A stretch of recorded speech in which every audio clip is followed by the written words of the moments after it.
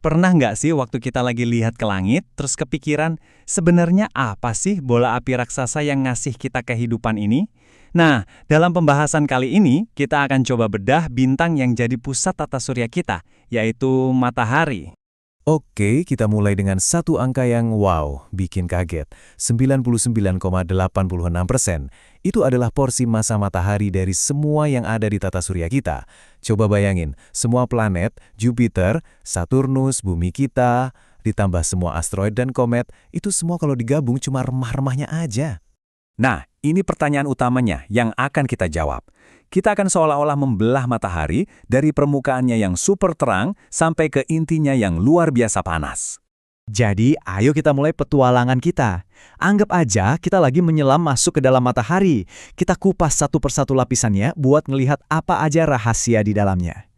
Lapisan pertama yang kita temui itu yang kita lihat sehari-hari, fotosfer. Walaupun kita sebut permukaan, ini bukan kayak tanah padat ya. Ini lebih mirip lautan gas yang mendidih, dengan suhu sekitar 5772 Kelvin. Dari sinilah semua cahaya matahari yang kita rasain itu berasal. Gerakan mendidih ini, nih yang bikin permukaan matahari kelihatan kayak berbutir-butir, namanya granulasi.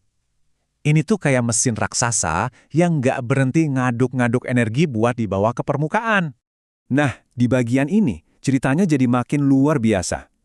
Coba deh bayangin, seberkas cahaya yang kena muka kamu hari ini, itu mungkin udah mulai perjalanannya dari zona ini jutaan tahun yang lalu, jauh sebelum ada peradaban manusia. Saking padatnya lapisan ini. Dan akhirnya, kita sampai di jantungnya, inti matahari. Disinilah pusat tenaga matahari yang sesungguhnya. Semua lapisan luar yang tadi kita lewatin, itu sebenarnya cuma sistem pengantar buat energi dahsyat yang dihasilin di sini. Oke, sekarang kita udah tahu di mana energinya dibuat. Sekarang kita lihat gimana prosesnya dan apa bahan bakarnya. Ternyata, resep matahari itu cukup simpel.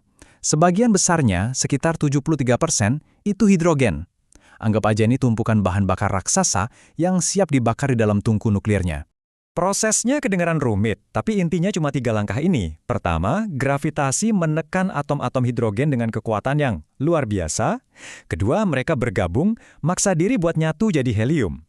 Dan yang paling penting, langkah ketiga, melepaskan energi.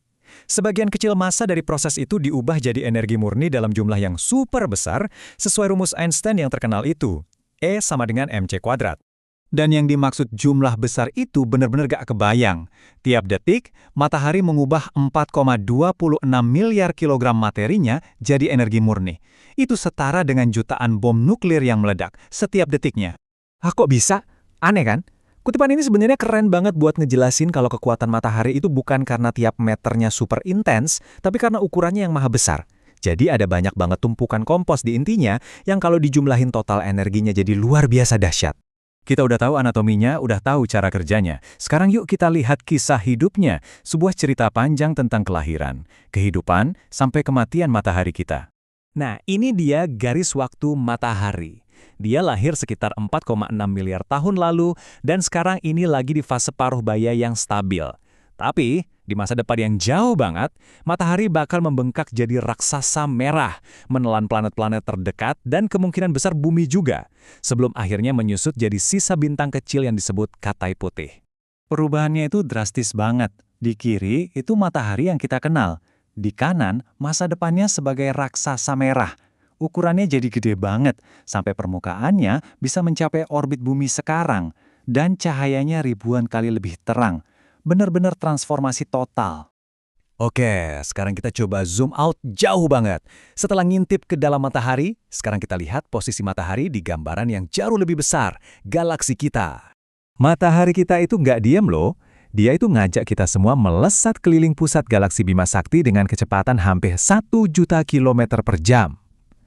Satu putaran penuh yang disebut tahun galaksi butuh waktu sekitar 230 juta tahun. Artinya, sejak dinosaurus terakhir punah, kita bahkan belum selesai sepertiga putaran.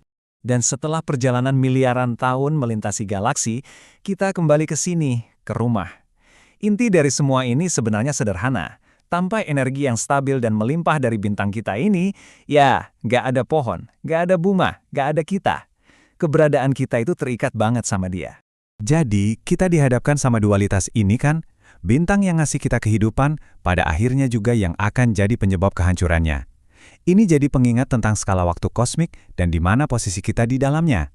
Sebuah pertanyaan yang menarik untuk direnungkan.